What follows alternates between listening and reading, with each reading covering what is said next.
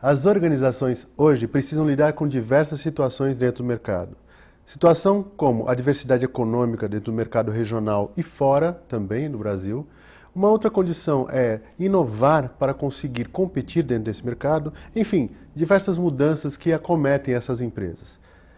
Bom, existe uma necessidade premente, profissionais que possam lidar com isso tudo. Pensando nisso, hoje no programa Talentos em Foco, nós vamos falar sobre o tema resiliência. Confira.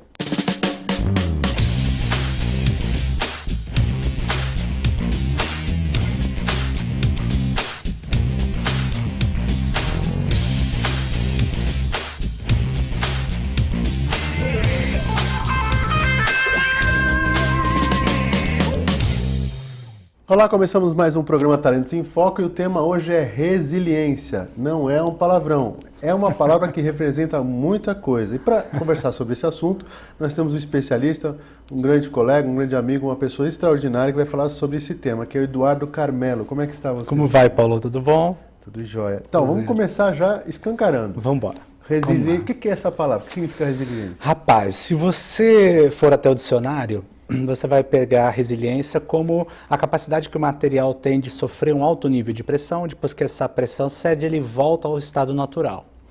Acontece que esse tema foi emprestado de um senhor chamado Thomas Young, que era um engenheiro, que usou esse tema para falar sobre materiais sólidos que tinham uma alta capacidade de elasticidade. Então, se você estiver numa ponte aqui, se você estiver na ponte, parar no meio da ponte e ela balançar, não fique preocupado, fique tranquilo, porque ela denota a resiliência. A estrutura precisa ter uma flexibilidade para que ela não quebre, tá certo? Bacana. Quando a gente usou o tema para dentro das organizações, por volta de 1998, a gente usou literalmente o conceito de resiliência do Thomas Young, que está lá no dicionário mesmo.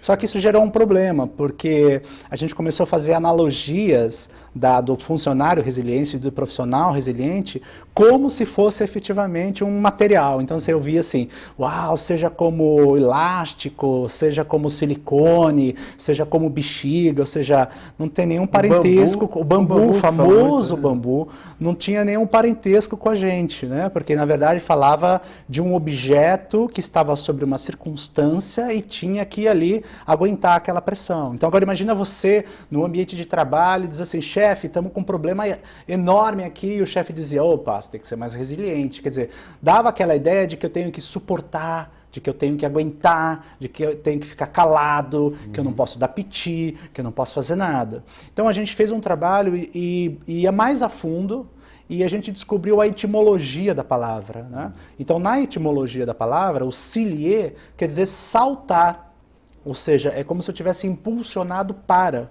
o que nós traduzimos como um propósito. Então, eu tenho um propósito. E esse prefixo re, de reencontro, de reorganização, ele significa novamente. A ideia era voltar para trás, mas não, é novamente. Então, o resiliente é um ser que está impulsionado para o seu propósito, e toda vez que tem uma adversidade, ele encontra alternativas para dar conta desse processo. É um contraste, né? Porque por um lado eu estou ali suportando pressão e por outro lado eu estou focado no meu propósito e inovando, encontrando alternativas quando acontece alguma adversidade. Então a gente cunhou um conceito que é da terceira geração, que fala sobre resiliência como a capacidade que eu tenho de promover as transformações necessárias para alcançar o meu propósito, mesmo diante das adversidades. Então a adversidade não é o protagonista é a minha capacidade de inovação sem perder o foco no propósito. E a palavra resistência entraria aí como? Por exemplo, de segurar só? No caso, a gente está falando de resistência justamente isso, ou seja, é um esforço cognitivo que eu faço para manter alguma coisa controlada, entendeu? E que para nós, dentro da organização, essa resistência pode ter um sentido pejorativo, no sentido eu estou resistindo ao novo. Ou seja, eu não quero olhar para a realidade, eu quero me manter ilusório no meu sonho de que eu sou bom, ou de que minha empresa é bacana, ou de que a gente não precisa de gestão, ou de que eu não preciso olhar para fora, para a humanidade, para o mercado, para ver o que está acontecendo. Então, tem um sentido de resistir peyorativo que me impede de me atualizar. E claro que também tem um sentido positivo, vamos assim dizer, se é possível que tenha, quando eu, por exemplo, diante dessa pressão toda, eu consigo me manter num estado emocional controlado. Né? Eu não tenho piti, ai, o que eu faço agora? Tal. Então eu estou conseguindo ter esse autocontrole. Né? Então vai depender muito do contexto. Né? Por que eu estou resistindo e qual é a razão? Porque tem uma das características de comportamento empreendedor, lembrando do Empretec, por exemplo, que foi o mapeamento que a ONU fez e tal. A persistência é uma das características do empreendedor de sucesso. Perfeito, concordo. E aí tem essa característica de comportamento, ele tem 3 comportamentos que auxiliam nesse processo. E eu, trabalhando com os empreendedores, sempre falei para eles terem cuidado, persistência e teimosia. Sim, exatamente. Teimosia você acaba se permanecendo e acaba morrendo, né?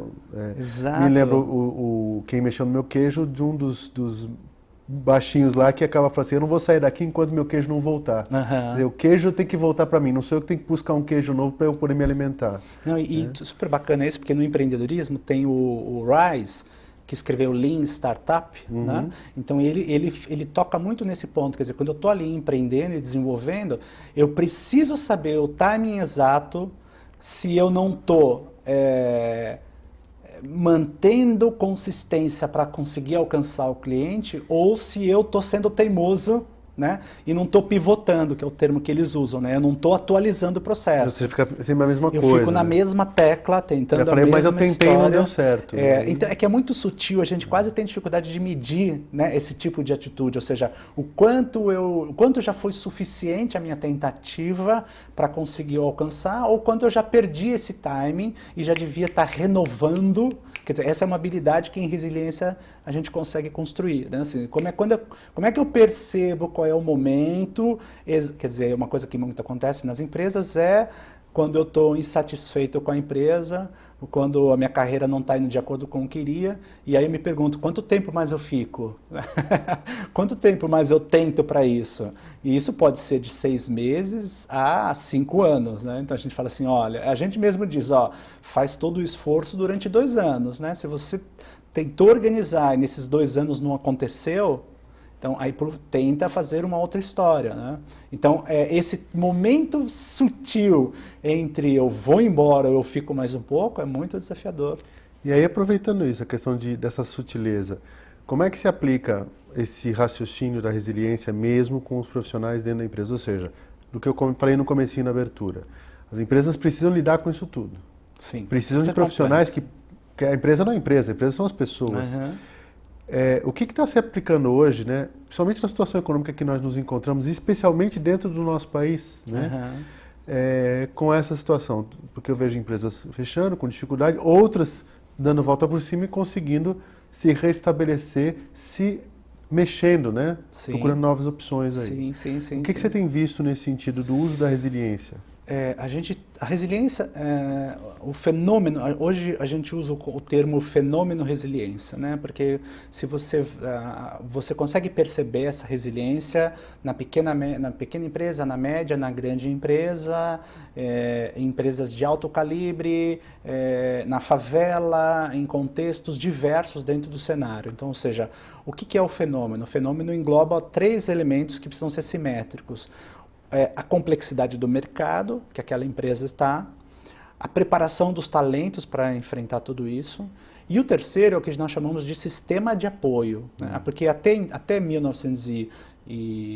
2005, a gente só trabalhava a resiliência do trabalhador, do funcionário. Então, assim, funcionário está mal, precisamos dar um treinamento para o cara. Aí a gente tirava o cara, trabalhava o cara, preparava o cara, desenvolvia o cara, devolvia o cara para a empresa, 15 dias depois o cara estava ruim de novo. De tanto looping de aprendizado, a gente conseguiu compreender que não adiantava só treinar o talento, você precisava trabalhar o sistema de apoio. O que a gente chama de sistema de apoio? A estratégia, os sistemas a liderança e a cultura organizacional. Então tem aí essa simetria entre o desafio do mercado, a competência dos talentos e esse sistema de apoio. Então, sendo bem sincero, o que a gente vê no Brasil, de cada 10 projetos de mudança, somente 20% dão certo, né? No empreendedorismo a gente vê muito, nas revistas a gente fala, uau, que bacana, como ele venceu e superou, e se ele superou, você também pode. Na verdade, isso quase nunca acontece. Você tem entre 1.000 casos de sucesso bom, e aí depois tem um monte de gente quantas vezes esse cara teve que ficar dando aula de como fazer isso. Mas às vezes tem esse cara que já também teve um monte de problema antes de chegar nessa vitória. Então ele teve 20 vezes que ele teve problema e na 21ª ele conseguiu. Exatamente. Então o que a gente tem visto hoje, na verdade, se a gente pode dizer, as empresas que têm surfado melhor a mudança, elas têm, na verdade, cada vez mais um planejamento bem claro, não que você tenha que parar no planejamento, mas assim, a empresa está bem organizada e com uma cultura que sabe responder claramente, rapidamente às demandas desse mercado, né? As empresas menores estão surfando melhor, basicamente por quê? Porque a síntese ela entende melhor as necessidades, ela consegue rapidamente produzir um produto ou serviço e ela consegue entregar isso rapidamente para o mercado. Então a gente está falando de uma gestão do conhecimento onde ela consegue estar mais próxima das necessidades e desejos do cliente, fazer uma proposição de valor rápido, trabalhar na competência e na produção, tudo isso, e entregar esse processo. Então você tem o quê? A gente começa a perceber que essas empresas que são resilientes, que estão nesse fenômeno resilientes, elas têm 4 elementos que estão combinados, né? Isso não é uma receita de bolo, mas o que a gente vê? Elas têm uma estrutura melhor. Assim, estrutura não quer dizer que ela é grande, ela pode ser pequena, mas o que significa? Ela tem missão clara, ela é focada para serviços ou focada para resultados, ela está bem próximo do mercado e do cliente, e ela tem uma liderança, uma cultura capaz de organizar isso, né? Então a gente chama isso de estrutura. Ela tem qualidade de informação, que a gente começa a perceber. Quem começa a se perder nessa complexidade, na verdade ela está perdendo os sinais relevantes do que está acontecendo no mercado e ela não está conseguindo passar isso para os talentos. Então, quando tem o talento, quando tem a empresa que está surfando bem, ela está rapidamente entendendo como está o cenário e ela tem essa habilidade de comunicar para os talentos o que está acontecendo, o que precisa ser feito e como preparar esses caras para dar conta disso. Então, eu tenho uma informação de qualidade, visto que os maiores problemas dentro da organização, você consegue, é a ambiguidade. Não sei para quem que eu faço, não sei para onde eu vou, não sei o que eu tenho que fazer. E no momento de alta complexidade, né, essa questão de você ter uma informação de qualidade é incrível. Agora, qual é o maior desafio? Faltam 2. O terceiro é o que a gente chama de processos decisórios. Vamos segurar um pouquinho, a gente fazer um break? Vamos. Você segura aí, você continua. Segura. E a gente vê isso depois do intervalo. Até mais.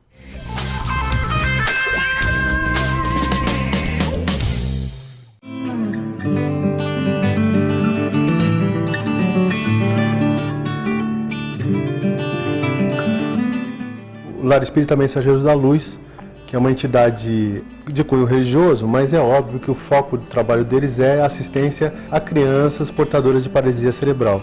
Essas crianças, elas vão desde crianças muito pequenas, bebês e tal, até crianças de 59 anos. Então, na verdade, são pessoas com uma dependência muito grande, porque não tem mobilidade alguma. Então tem uma equipe grande, tem lavanderia, como está falando, a parte de nutrição e alimentação. As crianças ficam ou na situação de estarem numa cama ou de movimentação, mas existem muitas atividades que essa instituição faz porque leva elas para a piscina, leva elas para a praia, fazem uma forma de integração e estimulam essas crianças, né, ao seu desenvolvimento dentro do limite que a condição física dela coloca, né? Então a sugestão é que vocês visitem o site do mensageirosdaluz.org.br, conheçam um pouco mais sobre esse trabalho, possam fazer doações sim, doações em dinheiro, em espécie, nos bancos indicados, possam também fazer doações em produtos que são colocados como necessidade do mês e mais ainda, façam a visita normalmente é no domingo, você pode ligar para a instituição e fazer uma visita lá marcando com o pessoal, ok?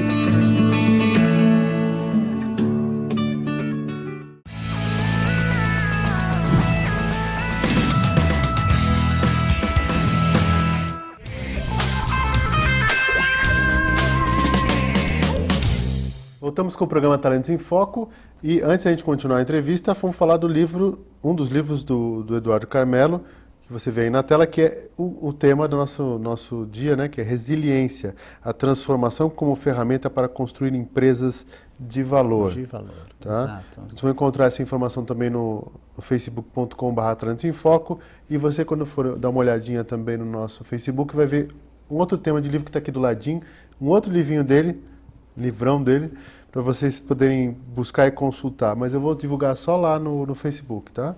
Bom, continuando, Edu, vamos lá. Você estava falando da questão da gente estava falando, você me perguntou quem está surfando bem, e eu estava dizendo que tinham 4 elementos, quer dizer, a capacidade, a estrutura da organização, ou seja, eu sei para onde a gente está indo, eu tenho incentivo, eu tenho plano de ação, eu sei o que precisa ser feito, cada talento entende o que precisa ser feito.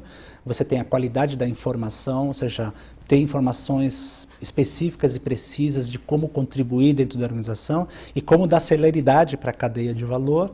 A terceira que eu ia falar que são os processos decisórios. A gente tem percebido que as empresas que são mais descentralizadas, ou seja, essa coisa é incrível, se dá um outro programa, que é a relação de poder, né? Porque você consegue ver as empresas que são muito hierarquizadas, na verdade o que está acontecendo é que a informação está tendo cada vez mais barreiras e bloqueios. Ela não consegue ser rápido porque tem muitos níveis que impedem e diminuem a celeridade.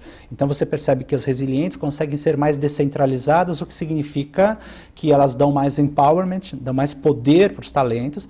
E isso não quer dizer fazer qualquer coisa, tem né? Limite para esses talentos têm autonomia, mas é autonomia no sentido que eles estão completamente alinhados com as necessidades específicas daquele contexto, né? Então isso dá uma robustez para a empresa resiliente que é fenomenal.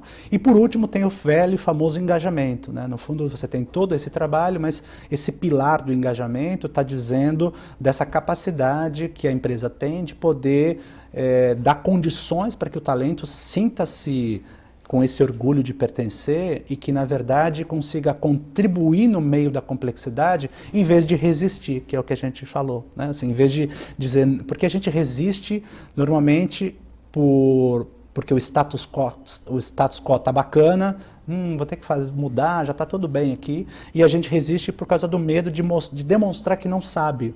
Né? Assim, não vou fazer porque eu não sei como fazer. Então, quando a organização saca esse contexto de engajamento e saca como dar foco para que os talentos possam efetivamente fazer o trabalho, aí esses 4 elementos combinados entre si geram um surfista melhor, né? Gera uma empresa melhor, gera uma equipe melhor, gera um líder melhor que consegue dar conta disso, né? A questão a questão do alinhamento desses profissionais. Então você falou que a missão, visão, ou o nome que o pessoal quiser dar, né? Eu já falei para vocês, se quiser chamar de mantra, não tem problema. Identidade organizacional, propósitos né? E tal, valores, mas que sejam reais mesmo. Isso é muito importante as pessoas não só saberem, mas também estarem conectados a isso de verdade, né? Sim. Vivenciarem isso, acreditarem nisso, né? O fenômeno mostra o seguinte, na verdade, nós temos em média de 16 a 20% de pessoas naturalmente resilientes, de empresas naturalmente resilientes. O que significa que no meio de uma grande empresa, você já tem um grupo que já entende isso e que tem o propósito, que é o que a gente chama de autotélico, já tem propósito, você não precisa ficar motivando o cara. Mas você tem um grupo grande que ainda precisa desse processo, né? Ou seja, a gente tem um trabalho muito forte do próprio líder de conseguir ter habilidade para levar o maior número de pessoas para esse estágio de resiliência, né? Porque a gente normalmente tem um cara chamado Mike Beer, da Harvard, que ele traz um modelo que eu gosto muito, que ele diz assim, todos nós, quando passamos por mudanças, a gente passa por 4 fases. Primeiro tem o choque, né? Tipo, uau, vamos ser comprados, não acredito que a gente vai comprar, ou vamos ter que demitir 20%, não acredito que a gente vai demitir, é o choque. Depois tem a negação, mas não fui eu que fiz, esses caras estão fazendo tudo errado, até que chega uma terceira fase que é o reconhecimento, tipo, é isso que vai acontecer, a gente vai ser comprado, vão sair 20%, e tem uma quarta que é o nível da resiliência, que é, ou seja, que a gente diz, que é a aceitação e o reconhecimento da realidade. Ok, é isso, o que eu tenho que fazer? Como é que eu vou me organizar? Então, o que a gente percebe? A gente percebe um grupo que, quando soa esse alarme, ele já estava sabendo. Por quê? Por que ele estava sabendo? Porque ele está antenado no mercado, porque ele está sabendo o que vai acontecer. Então, essa habilidade de se antecipar à realidade que é da resiliência ajuda você, inclusive, a parar de ser o objeto da circunstância para começar a projetar o processo. Então, uma vez que eu estou mais próximo da realidade, estou percebendo que isso vai acontecer, eu posso traçar um plano em relação a isso. Essa é a dificuldade, tanto da empresa, quanto dos líderes, quanto dos talentos, porque nós, brasileiros, assim, sem falar mal da gente, mas a gente tem uma necessidade, tem uma naturalidade de começar a mudança quando a água bate bateu no calcanhar, entendeu? Assim, quer dizer, assim, poxa, vamos farejar, vamos ver o que está acontecendo. Então a gente, na verdade, antecipa pouco, planeja pouco e depois, na hora da execução, fica uma execução abaixo do esperado, porque a gente não sabe o que fazer. Você está lidando com aquilo que você está vendo no momento, não o que você antecipou. Quer dizer, a gente vai para a neurociência, por exemplo, né, quer dizer, está dizendo, olha, cada vez mais a gente vai ser mais, esse contexto ágil, complexo, vai acontecer. Se você ficar esperando acontecer cada vez que o mar bate, vai ser muito difícil você surfar isso bem, né? Então, tanto que essa terceira geração fala isso. Tá, olha só, tenta se antecipar. Qual é a dificuldade da inovação que a gente percebe? Quer dizer, é a dificuldade das empresas inovarem porque elas estão tão presas naquelas burocracias. A gente faz um teste, uma pergunta, já fizemos isso para mais de 10 mil gestores. A gente pergunta assim, das suas 10 horas de trabalho, seja honesto, quanto você gasta com estratégia, inovação e gestão estratégica de pessoas, e quanto você gasta com apagar de incêndio, retrabalho e processos que são emperrados ou que não têm significado. 70% dos gestores gastam 70% do seu tempo aqui. Quer dizer, então não tem inovação, não tem capacidade de melhoria se eu estou preso numa realidade. Aí a gente pergunta, por que eu estou preso nessa realidade? Aí tem os empresários de pequenas empresas que olham para isso e falam assim, eu sou normal, eu também faço isso. Claro que às vezes ele faz 100% desse tempo aí. E hoje em dia, não é só hoje em dia, ele acaba não conseguindo usar esse tempo. Falando nisso, pelo que você está me dizendo, então, o empreendedor ideal seria o cara resiliente. Seria o perfil do cara resiliente. O que eu estou dizendo, que não sou eu que estou dizendo, eu estou cientificamente analisando os fenômenos, a gente pode dizer que o empreendedor... O perfil ideal do empreendedor... na verdade, já é o fenômeno que você vê. Quando você olha o empreendedor, na verdade, você está vendo o fenômeno. Onde tem um empreendedor que está surfando bem, você está vendo o fenômeno da resiliência. Ou seja, ele está entendendo bem o cenário, ele está se organizando e projetando, ele tem uma velocidade para fazer isso, e para fazer isso ele consegue oferecer conhecimento e poder para todo mundo, porque está descentralizado, ele consegue produzir mais rápido, é essa cadeia de valor. Eu vejo mais rápido, eu consigo produzir mais rápido, eu consigo entregar mais rápido. Quando ele tem uma falha aqui, por exemplo, porque empreendedorismo também não vamos nos enganar. Quando a gente fala de empreendedorismo, é mais ou menos a mesma relação das empresas da morbidade, ou seja, de cada 1000 projetos desenvolvidos, 5, 10 dão certos. A proporção é a mesma até também. De empresas que são abertas, em 2 anos fecham exatamente, 50%. A gente olha para isso. Então é um número alto. Isso porque as abrem e fecham. E não necessariamente são empresas de alto nível de desenvolvimento. São empresas que abrem e fecham. Se você falar no caso aí desses projetos são diferenciados, as startups. Startups, como o processo em si, ela entra com pouquíssimo planejamento.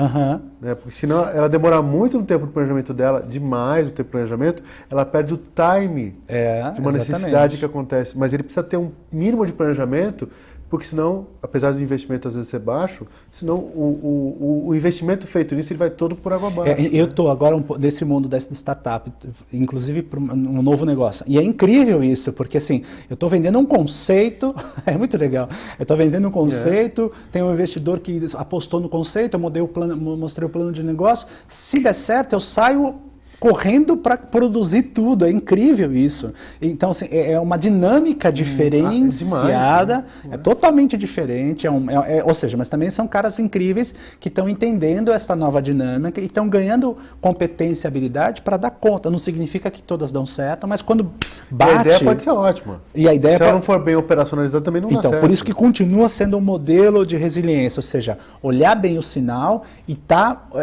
operacionalizar muito bem, porque depois tem a entrega é igual para todo mundo, né? Mas o que a gente tem, o que eu tenho visto, que eu estou apaixonado também, acho incrível isso, que é o fenômeno da resiliência em ação, que é justamente a capacidade dele produzir, né, quase sem planejamento, mas aí ele desenvolve. Agora, o fenômeno da startup é assim: eu fiz 5 milhões no conceito com 10 pessoas. Quando ela tem que crescer, para crescer organicamente, normalmente o cara vende. Porque quando ela vai crescer, ela entra de novo nas estruturas das médias e grandes empresas. E aí tem de novo todo o trabalho de estratégia. E aí pode entrar um pessoal que tenha mais sênior que pode aí entrar também. Normalmente é o que acontece, que tem para estruturar a organização, para ela poder passar de um pintinho para um galo. Exato. E poder estar trabalhando com as grandes também, né? Essa questão de conhecimento que você falou, até pra gente finalizar, me lembra muito aquela série Undercover Boss, que é o cara que se disfarça para ir para o chão de fábrica dele para ver o que acontece. Na TV a cabo tem isso. E aí os presidentes, eles se travestem de alguma coisa e vai Sim. E começa a ver todos os problemas que acontecem na empresa. E nesse programa, e eu sou consultor, você também, que anda nas empresas, eu acho incrível a semelhança. Ele vê um monte de coisa que está dando errado que ele nunca soube que acontecia. Sim. Sim, e eu falo de empresas, no mínimo, de médio porte, né? As maiores ainda. Sim. As menores ainda acontecem. Por isso que o fenômeno resiliência que é legal, porque o que você está vendo? Você está vendo o IDP, né? O índice de distância do poder. Quanto mais camadas, mais a dificuldade, porque no fundo, grande parte do conhecimento valoroso está acontecendo na ponta para essas empresas de média e porte. E às vezes esses conhecimentos valorosos não sobem, é incrível, e esses caras não descem, quer dizer, e a média gerência também que está atolada, não tem capacidade inovativa, porque a gente fala muito nisso, quer dizer, hoje, o que a empresa virou? O vendedor, o operacional, ele virou um consultor, ele tem que saber analisar esse tipo de informação para trazer as informações frescas, né? E correr isso rapidamente, por isso a questão da estrutura, né? Mas a dificuldade da maioria, a gente poderia falar muito sobre isso, né? Sim. Mas uma dica de resiliência é justamente essa, vai para a ponta, decodifica esse processo, traz, pensa e oferece as informações de qualidade para que todo mundo possa, ao mesmo tempo, saber o que precisa saber o que precisa fazer e ter engajamento para conseguir fazer com o empenho, com o ânimo necessário para que a gente possa ganhar essa celeridade. Né? Ok, bom, nosso tempo já terminou. Foi rápido, uma coisa rápida. Agradeço a sua presença mais uma vez. Obrigado, Paulo. Um prazer estar aqui. Deslocado para vir para cá. Tá? Obrigado. Viu? Agradeço a sua audiência. Lembra, entre em contato com a gente vendo no facebook.com/Talentos em Foco toda a programação, os programas que já foram no ar no youtube.com/Talentos em Foco e também pode entrar em contato pelo talentosemfoco@gmail.com. Um abraço e até semana que vem.